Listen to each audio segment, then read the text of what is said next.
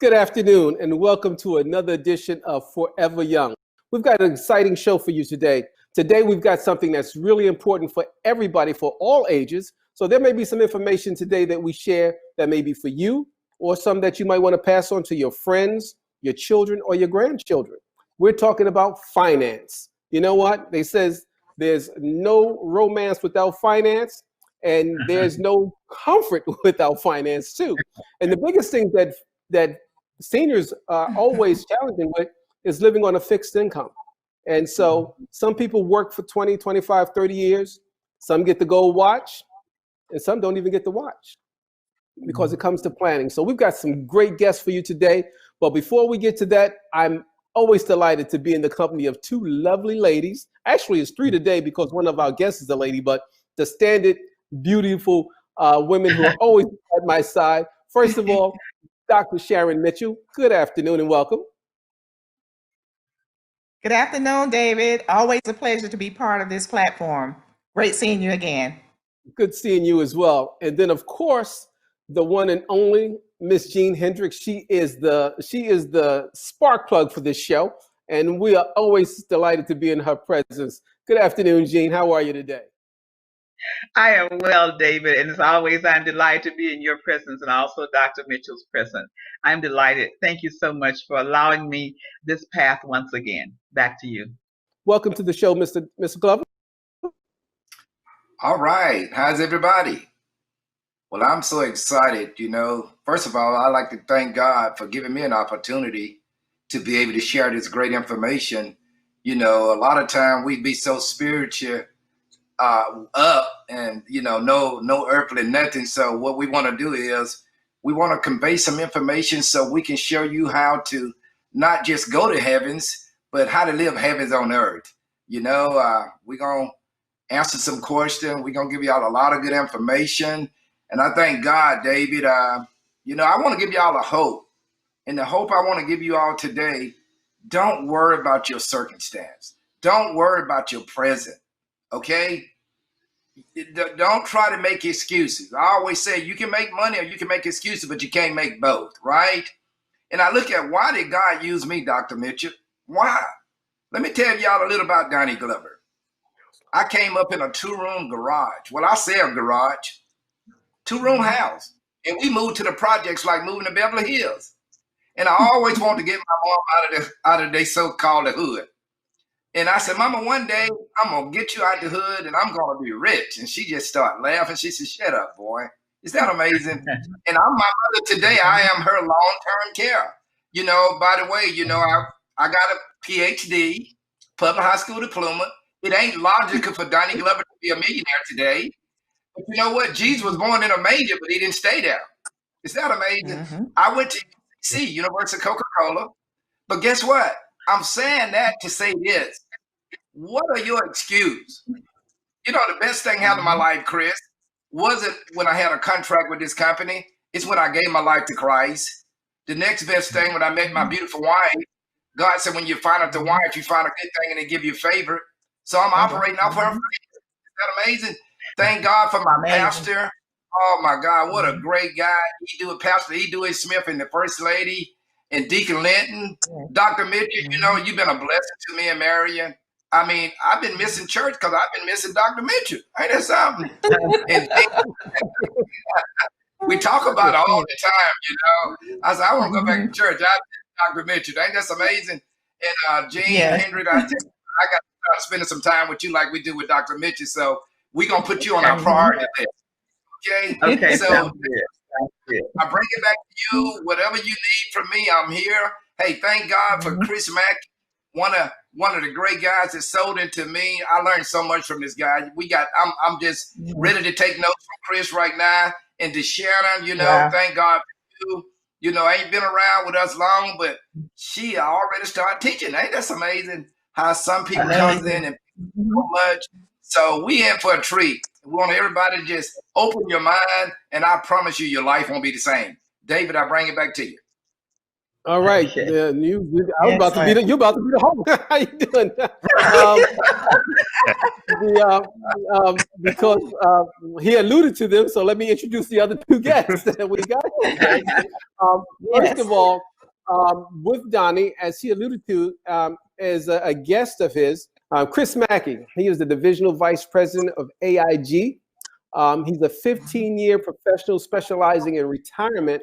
And, you know, AIG is one of those big companies. They manage over $525 billion in retirement total assets. He's a provider. He's the number one. They're the number one provider of retirement. So I think that's somebody that you would want to hear about. So we would just want to say welcome to the show, Chris. Thank you so much for having me. It's a pleasure, actually. I love getting a chance to, to speak with my community, and hopefully you guys will get something out of the conversation today. But thank you for having me. All right. And then the other person is Shannon Dixon. Shannon is no stranger to many of you who watched Hope TV, because she also hosts one of our shows with the Social Justice Ministry. She is a ball fire. She is an inspiring person. She's just great to be around, very energetic, and she's a no-nonsense lady. Now, you got some nonsense, but you don't bring it around here.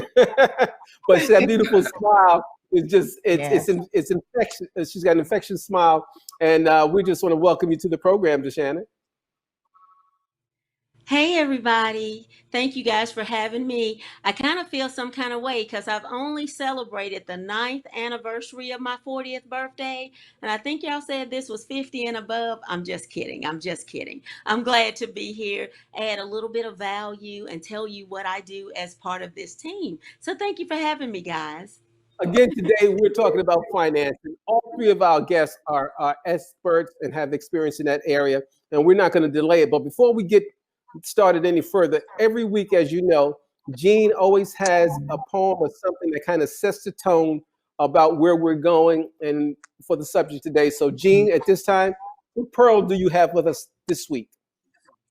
Yes, I have some quotes from various people, and I'd like to begin with an author by the name of William Ward. He says, "Before you speak, listen. Before you write, think. Before you spend, earn. Before you invest, investigate. Before you criticize, wait. Before you pray, forgive. Before you quit, try. Before you retire, save. Before you die, give." Another one says by Ayn Rand. He says, "Money is only a tool. It will take you wherever you wish, but it will not replace you as the driver." Another author by the name of Warren Buffett says, "Only buy something that you would be perfectly happy to hold if the market shuts down for 10 years. One more. The person who does not know where his next dollar is coming from usually doesn't know where his last dollar went." And that author is unknown. And this is my very, very special one. It says, "Money can't buy happiness, but somehow, it's much more comfortable to cry in a Lamborghini than on a bicycle." Back to you, David. I like that one, Gene. All of those are really great. And it's true. She said there's so much wisdom that she said in those things. It's like it can't buy happiness. But there, and you know, some of the people that she quoted, you know, some of those people were, you know, they made money. Donnie, I want to come to you because your story is unique, and I think, you know, we're going to try to put it in a small segment. Let me tell y'all a little about Donnie Glover, my story. Guys, I want to let you know success don't care about your color. Success don't care about where you're from. Thank God for education, but success don't care about that. It only care about a mindset. Okay? So life is about change. You're going to deal with two things in life. You're going to deal with the pain of change, or you're going to deal with the pain of regret. One day, David, I was delivering Coca-Cola, and somebody talked to me about joining this company. And he asked me, was I making all the money I was making, Dr. Mitchell? And I asked him, do I look like it? Is that amazing? And you know what? He came to my house, and he gave me and my wife some education on how money worked. And I was so devastated on what I had. I said, man, I could do that. It only took you 45 minutes. And I said, can I ask a nosy question? How much did you make teaching me this? And he told me a figure, and it blew me away. And you know, he invited me to a meeting, Jamie. And you know, my wife told me not to do it. She said, you always falling for something, because I got that A personality. And you know what? I said, I'm tired of you getting up, going to work to try to help me pay my bills, and I'm spending 80% of my time away from you. So guys, I came into the company, and I tell you what, our life ain't been the same. Now I spend 95% of my time with my beautiful wife just because of change. Is that amazing? I came, y'all heard what I was kind of a little ahead of myself. So we came up in that 2-room house. I could never remember complaining. You know, mama told me to go to school and get an education, and I didn't want to go to school, not because school was bad, because my sister got a real PhD and her husband got a law degree. But after me making more in 4 months, they made the whole year together. I said, you know what? Maybe I need to do something different so I can help my family. I want to be the go-to guy. But then I started reading up on Henry Ford. You know what I found out about that guy? No grade school. I said, at least I beat Henry Ford. And I said, what's the key to that? You know what's the key to that, guys? He's a genius at his thinking. And I've been reading this book, David, The Law of the Thinking. Is that amazing? And it's by E. Bernard Jordan. It don't say the law of the overtime. It don't say the law of the good looking. I see so many good looking broke people. Is that amazing? It don't say the law of the education. It don't say the law of the black and white. It's your thinking, guys. We want to deal with your mindset today. And that's why I couldn't understand, Dr. Mitchell, why did God use out of 6 boys and 1 girl, why did God use me? But you know what I found out about God? He's a gentleman. He won't violate where you at. If you want to be poor, hey, God would love you being poor. I got tired of God loving me on that Coca-Cola truck. Is that amazing? I said, and then when I came back and started reading the Bible, and let me know, David, when I started coming back reading the Bible, you know, he said, all you'll get is get understanding. And I got a lot of getting it because I was always at church, Bible study, but I was still broke. But once I got understanding, I came that we should have life and have it more abundantly. That simply means that he didn't send his only son just for Donnie and Mary to go to heavens. It's about heavens on earth. But you know the sweet thing about that? We could give God the glory. So that's just one part of my segment right there, David. One of the reasons, you know, Donnie's story is so important and vital because he did have a change. He said something about your mindset. And one of the things, there's 2 things he said. We don't learn how money works. And that's a key factor. And so in this segment, we want to be talking about investment in the retirement, you know, and that's the key thing about learning how money works. Since our audience is basically over 50, is it too late now for someone, you know, I'm forever young, but I am over 50. Is it too late for me, if I want to take this personally, to begin to think in terms of opportunity for financial wealth? That's a good question, Jane. Never too late. I'm 66 years old.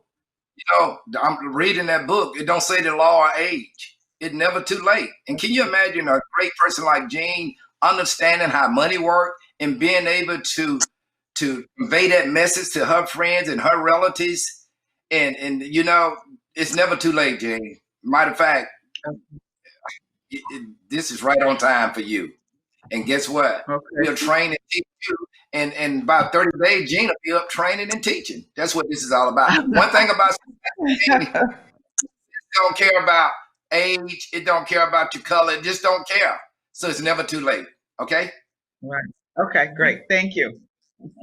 Well, one thing we want to say, whatever we share with you today, especially for Chris, these broad things you're supposed to check with your own financial experts, but we're just going to give you some broad principles to talk about. Obviously, you'll be able to, and if you want to get any more in depth, reach out to Mr. Glover, will be the point of contact, and he can steer you to the right person or persons, because we want to make sure we stay within federal regulations, because everybody here is licensed.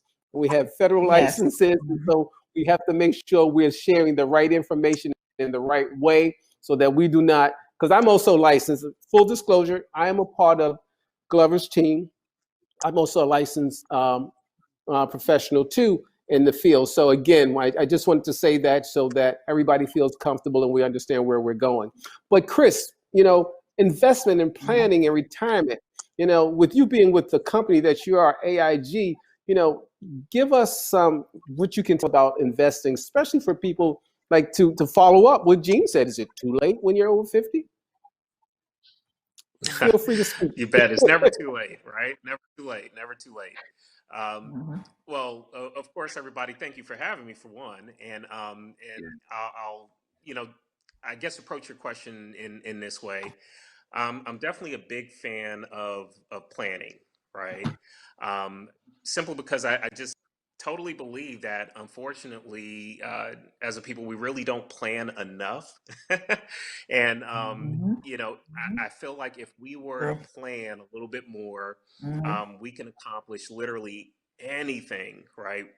Financially related. So with that said, I see retirement planning no different really from taking a trip, right?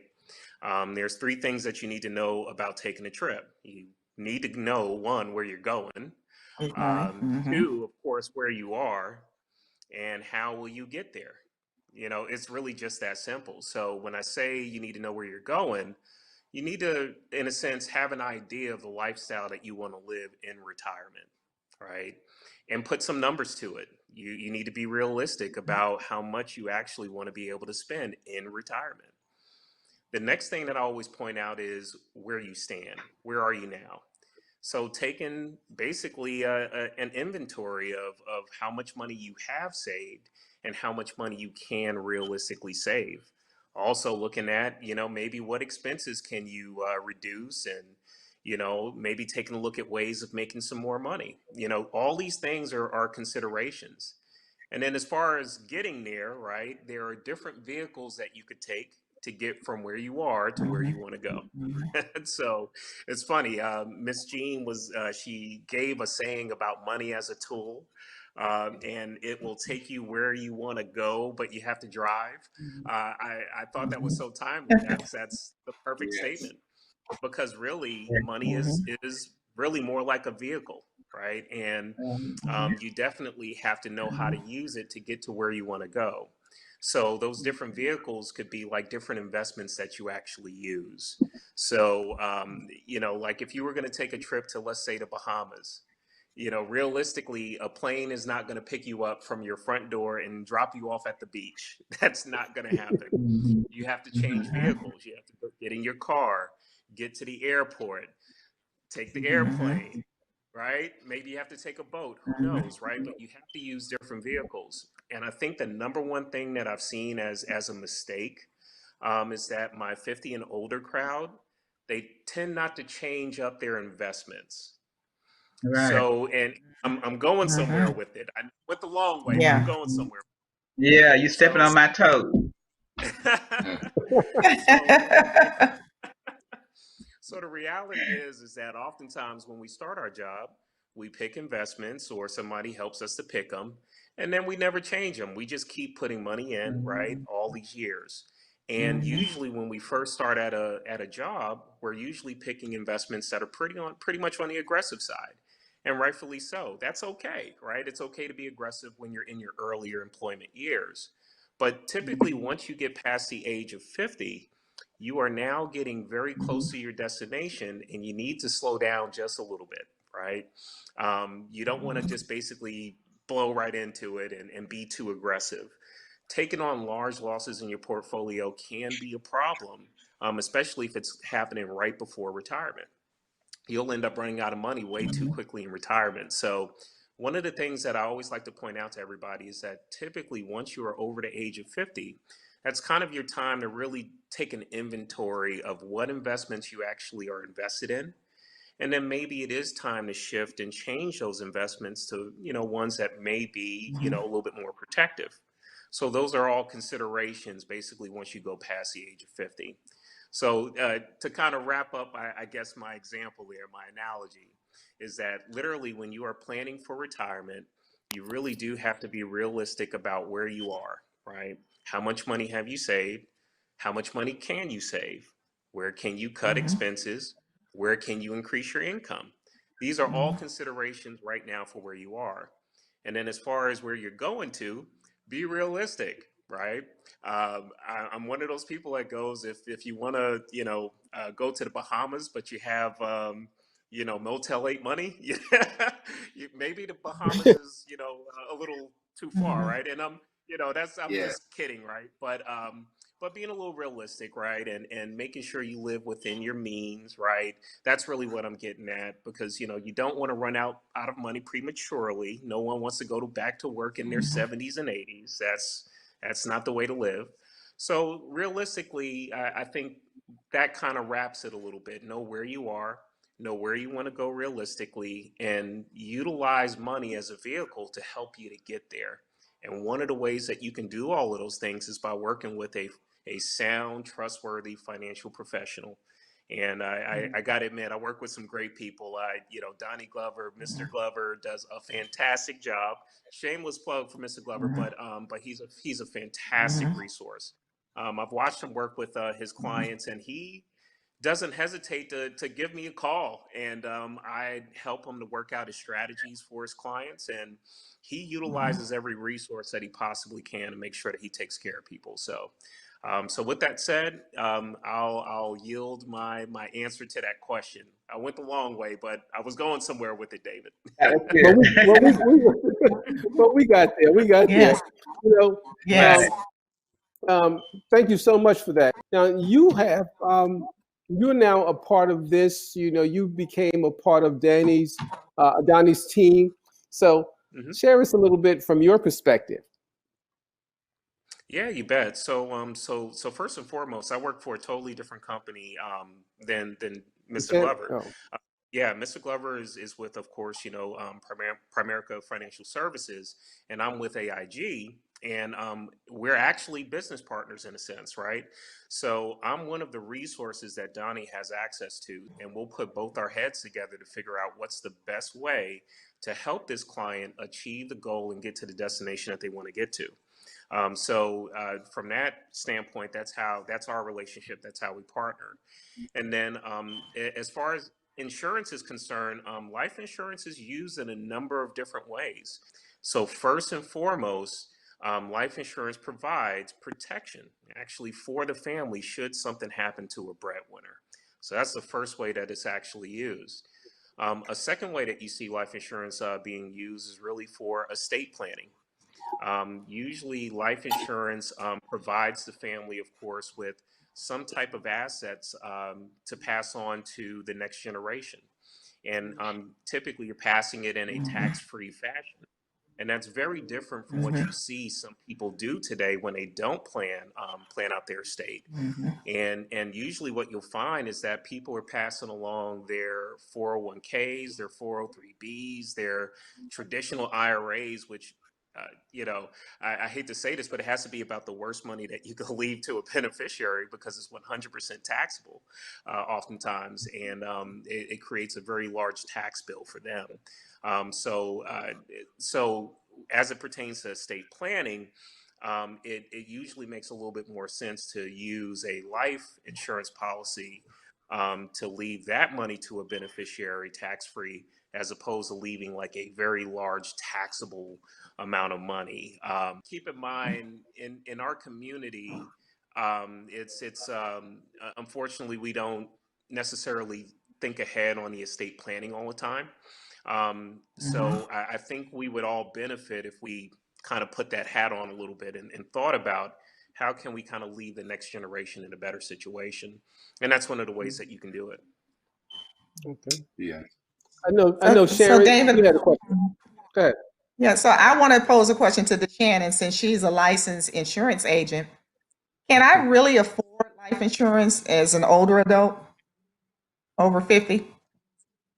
Well, obviously, it's a lot less expensive the younger you are, and a lot of times people don't know.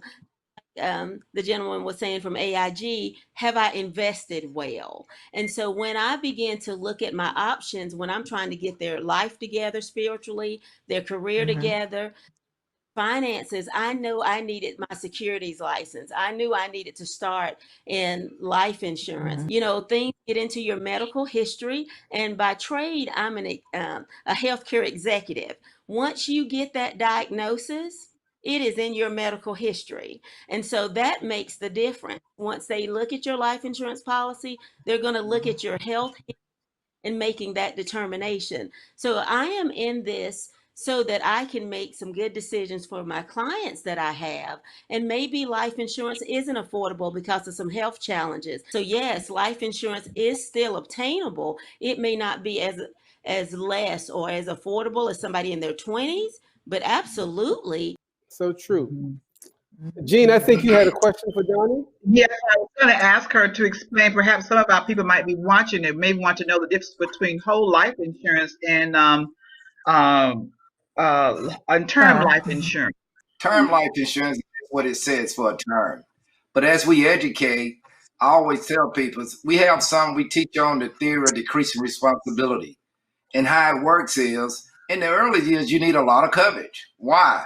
Because of your responsibility. Young children's, high debts, house mortgage, loss of income, you'll be devastated. So I could never understand why my dad died and left us all broke. Well, somebody sold him whole life when he should have had term. Where he had 15,000, he could have had 250,000. And I always tell people, Chris kind of touched on it, you don't buy life insurance for savings. You buy it for protection only. When you buy term insurance, you buy pure protection. And whole life is overpriced 500% for one reason. You got savings in there called cash values, but look how the savings work. The first 2 or 3 years, all of it zero. And after the third and fourth year, it start building up, but Joe, you got to borrow from your money. Can you imagine borrowing from your own money? That's pretty sad. If you die early, the family broke because it's overpriced 500%. But when the savings start building up, if you want it, you got to borrow it. That's how whole life works. But you know the sad thing about it? If you die, they pay the death benefit, but all your savings goes back to the life insurance company. And that's how we try to teach.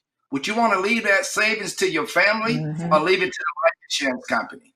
And that what we always say, buy life insurance for protection only. So if something happened in the early years, your responsibility is taken care of. I call it love insurance. You determine how much a man or woman, how much they want to leave each other, right? And I always tell my wife, pay for the life insurance before you pay the house note. We lose the house, sweetie, we can go back to the projects. They don't do no credit score. But how about if I don't make it back, Miss Jean? What is my wife going to do? But you know, that's the difference. Term is so much inexpensive. And as we go through an education approach, we try to get people out the life insurance business. Because as you get older, you need money. You need to enjoy life. So we want to protect you if you die early. Absolutely. And if you live long. Okay? Right.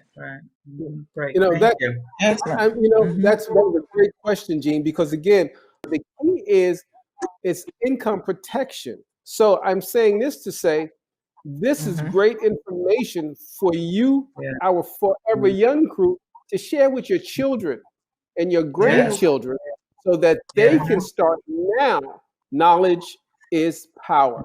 Now, and there's another thing that Donnie, now, one thing about seniors, people retire, and then after they look forward to retirement. I'm going to retire. I'm not going to do nothing. Then after they retire, they look for they get tired of looking at TV. They've done all they can do. Then they want to do something else. Can a senior looking for extra income, can they find some work with you and your team? Good question, David. Yes, they can. Because basically what we do, we go on an education approach. And we'll teach them how to exercise their brain. A lot of times when people retire, it goes down because they has nothing else to do. Well, guess what? Share with you how to work from home. And guess what? We will share with you how to be the boss. See, you the employee. If I recruited Jean, hired Jean today, Jean become the employer, and I am the employee. Jean, it's how you want me to work is how you gonna come out. Okay? All you got to do is go back to that mindset. If you change that mindset, and guess what? It's almost like what David said. It's exercising that brain. You getting up Right. doing and you're making a difference. Ain't this amazing? Right. You make a difference Yes. to somebody. If people look like us, we was taught to work our money. We was taught to work how money work, but nobody never taught us how to make the money work for us. We die early, Right. the family broke. I'm to my dad.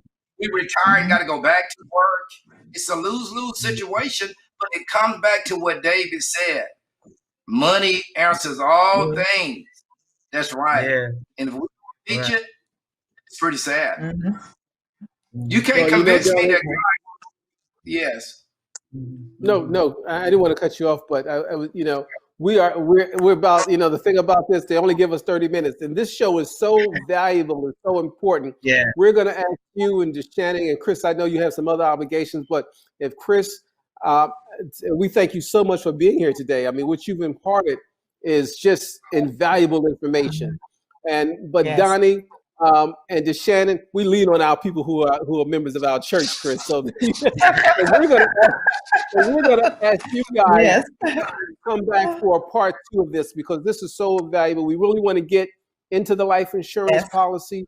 So again, I just want to thank you for taking time out of your busy schedule, because, you know, when we talked prior to you coming on, you were zipping in and out of meetings and doing things and helping so many people, Chris. So for you to take this time out for us, we can't even tell you thank you so much for doing that. To Shannon, Thank you. we thank you for being here and sharing. And I know in the next segment, you'll be able to give some more information. And Donnie, you know, anytime we're in your presence and get a chance to tap into your mindset, it's just amazing. And I'm with you, Yes. and I talk to you on a regular basis. Donnie always says something: freedom is not when you ride in the front of the bus, but freedom is when you own the bus. And so we're going to try to show people how to own some Very buses. good. I've No, I- enjoyed all 3 of our guests today. I've learned something myself. I'm looking forward to our next session. Thank all 3 of you for being with us today. I've enjoyed it. Thank you. I like to Sharon? certainly echo the same sentiments. This has been very educational and enlightening. And we are so grateful that we have the opportunity to share and to learn as we bring guests like you all on. So thank you for being part of this segment. And I look forward to the next segment.